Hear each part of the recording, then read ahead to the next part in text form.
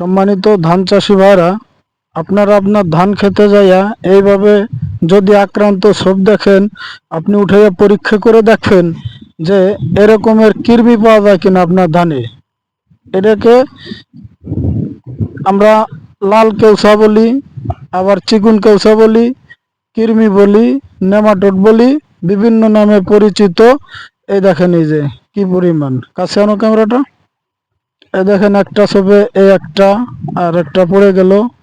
এই দেখেন এই যার একটা, এই যে এইভাবে দেখেন যে এই একটা ধানের ছোপে কতগুলি কেউসা। এই কেউসায় আপনার ক্ষতি করে কি, যে নতুন যে শিকড়গুলি আসে এই শিকড়গুলিরা চুষে রস খেয়ে ফেলা, আর রস খাওয়ার কারণে এই শিকড়গুলি ঠিক মতন বাঁচতে পারে না, তারপরে গাছও বাড়তে পারে না। এই দেখেন এই যে শিকড়গুলিকে ওরা কিভাবে চুষা খেয়ে ফেলাইছে। এই যে শিকড়ে কোনো রস দিতে পারতেছে না, বিস্তার দিতে পারতেছে না শিকড়, তখন এই যে গাছগুলি আর বাড়তে পারে না, ও আর সঠিক খাবার খাইতে পারে না বিধায়। এগুলি আপনারা সকল ধান চাষি ভাইয়েরা খেয়াল রাখবেন, তাহলে আর এই সমস্যাটা ইনশাল্লাহ হবে না।